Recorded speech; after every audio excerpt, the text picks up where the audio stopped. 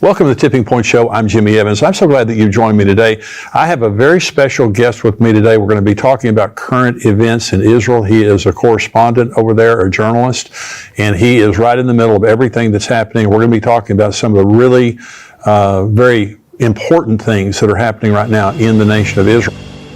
It's my blessing now to introduce our guest. I'm pleased today to have joining me on the show Brian Schrager.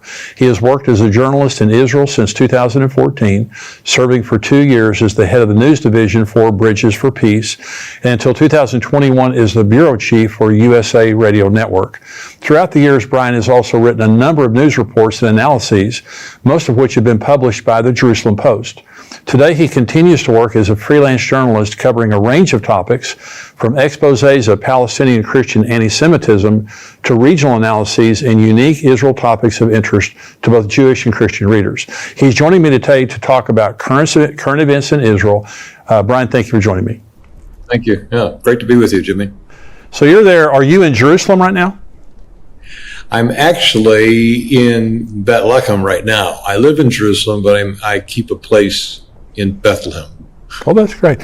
Well, thank you for joining me. You know, there's so much going on over there, Brian, and of course you've been a journalist over there for quite a while, and you know, you've seen all these things progress. Now, what's going on in Israel's government that you've had 38 weeks of protest? What's going on? What's the dynamic of, is it left versus right? What's happening? It gets framed that way a lot, and in fact, people here are even starting to frame it as a left-right kind of issue. I think it's more accurate to frame it as a religious or observantly religious versus non-religious view, religious versus secular, if you will. There are conservative, secular people in the United States, and there are many conservative, secular people in Israel as well. The major concern here is that when Netanyahu formed his government about 8 months ago, I think it was, he had to do so by building an alliance with 4 very, very conservative, here they're considered very ultra right-wing parties. 2 of them are religious in terms of explicitly they're what they're called Haredim, ultra-Orthodox, and the other 2 are more politically oriented in terms of being pro-Zionist, and we're going to take back the land, we'll do whatever it takes to get it. These are groups that have never been in power before. In every other coalition that Netanyahu has had in past governments, he always had a center or more liberal, non-religious party that was part of his coalition. In those cases, he could tell people that were on the religious side of things that I can't, because if I do that, I'm going to lose my coalition. He doesn't have that card to play anymore. Today, he has nobody to offset their agenda. And this is a cause of great concern to many people in Israel who fear the imposition of a kind of religious theocracy, if you will. Well, Ben-Gvir, and so that ultra right-wing, the fear of the left and the protests, a lot of that is spurred by the fact that they fear that religious party is going to try to impose basically Judaic law on them, right? Yes, controlling who is Jewish or not, which is a big deal here. And determining whether or not people have the right to make aliyah, controlling marriage. It basically would take the fears that the government would become not a liberal democracy. Right. Yeah, I would have the same fear. I mean, I don't know if I would, go out and do what these people are doing for 38 weeks. But even if it were a Muslim, nation or whatever, anytime, radicals like that, the extremists take over, you basically are living under, a theocracy. And that's a scary thing for a lot of people. So what do you think, Brian? What do you think that Netanyahu accomplished on his trip to the UN last week? He actually accomplished quite a bit. He really, his speech at the United Nations was a big hit because of his announcement of the imminent peace war with Saudi Arabia, normalization relationships, and with that announcement, he's saying he can bring in other neighboring Arab nations, and instead of the old dynamic where there was war and constant fear of conflict, that now they can work together for peace and prosperity.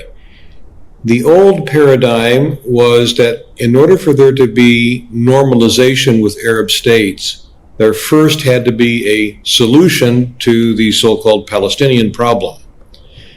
And what he's done is he's reversed that dynamic, and he is saying, no, we can have normalization first, and then we can address that problem. And so the Palestinian issue does not have to be solved before we have normalization. It still needs to be addressed, but it can be addressed after. And that appears to be the direction in which negotiations are going. Does the average Jewish person accept that? That they would give up East Jerusalem or give up the West Bank, or go on? No, they don't. There is almost no one here I'm aware of, Palestinian or Israeli, who thinks that a two-state solution is something to be desired or is even viable. Palestinians under Mahmoud Abbas and Fatah, the ruling party of the Palestinian Authority, they're all advocating for a one-state solution, which basically means bringing back all of the Palestinian refugees in Syria and in Jordan and giving them the right of return, and then having a democracy where they can outvote the Jewish residents and basically take over the government. So it would no longer be a Jewish state. That's their one-state solution. Israel has struggled with a number of ideas, possible ideas, ranging from annexation to a kind of normalization, maybe where there would be like some independent governments that have like city-states or areas under their control, but still under the overall authority of Israel. The thing is, right now, there's no partner for peace. Israel has no partner for peace. I don't know if you saw recently, Mahmoud Abbas was addressing I forget who he was talking to in Arabic, and he said the Jews aren't real Jews, they're Kazakhs, and Hitler wasn't an anti-Semite. He was upset because there were Jews that had economic issues. I mean, this is the man we're negotiating with, but it's not going. You can't negotiate with that.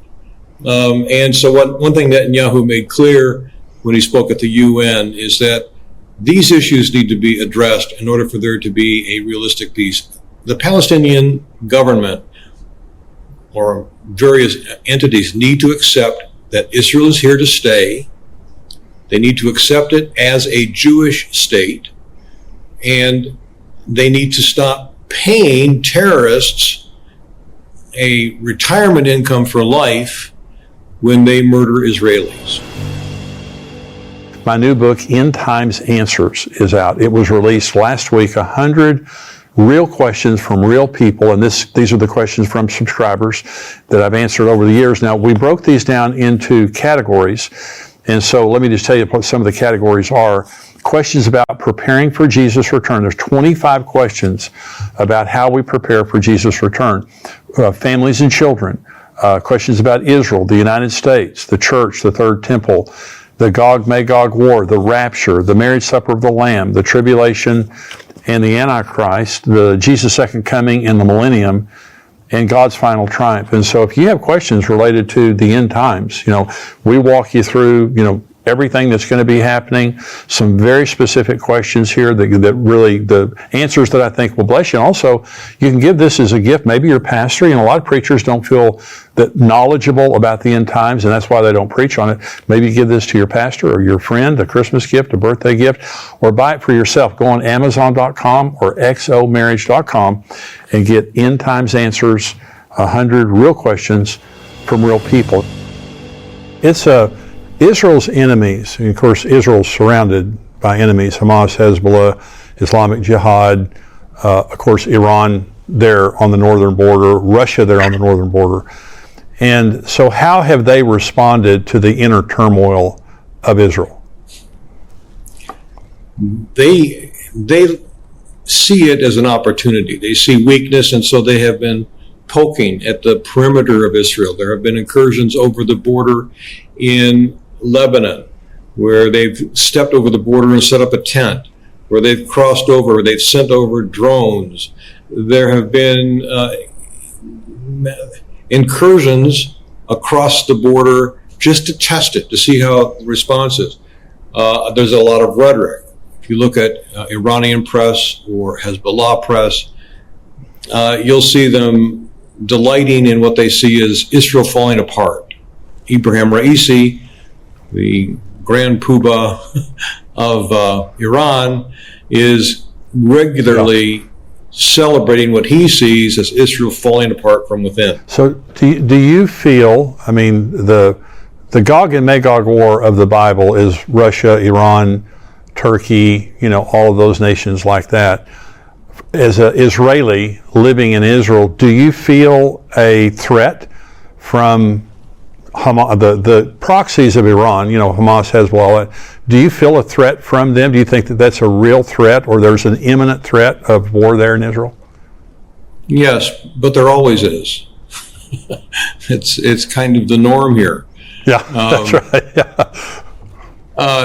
So Israelis live with this and have lived with this for 75 years.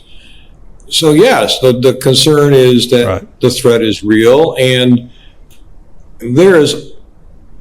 it is a virtual certainty that there are things going on behind the scenes in Israel's military and in the intelligence communities that are very, very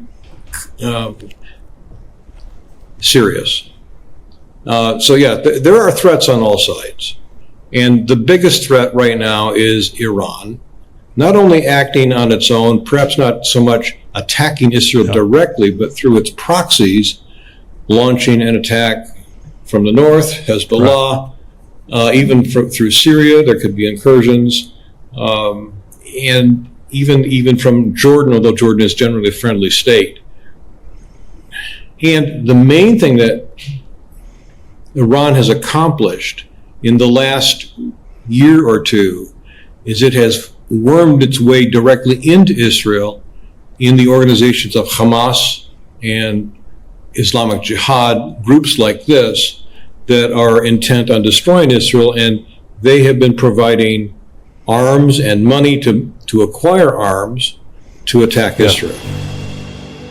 Thanks for watching. If you aren't a subscriber to this channel, please subscribe today and share with anyone you think needs to hear this conversation. To see the full episode, head to endtimes.com, where we post weekly shows and articles from people like myself, Dr. Mark Hitchcock, and many others.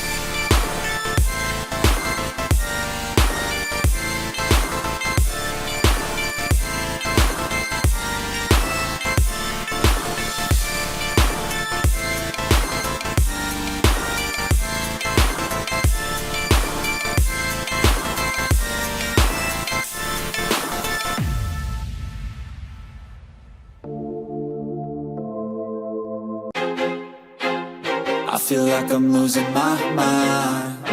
Is everybody in the world blind? Please, Lord, give me a sign, a sign. I feel like I'm losing my mind. Is everybody in the world blind? Please, Lord, give me a sign, a sign. I wanna be the greatest. Everybody on the fake shit. I look around and feel like everybody is the fakest. I make this every day and I'm impatient, hoping one day I blow up from the basement. Statement, the top is so vacant. I don't hear shit that I think is amazing. Waiting for my day when I'm playing sold out shows for 1,000 faces. Hey, give me that crown, get in my way and to be put down. It ain't your place, all this my town. If I want that shit, then I'll get it right now. I'm losing it, the noose it fits. I'm losing shit, a stupid myth. You choose to live or choose to dip. You choose to fight or lose your grip and lose a gift.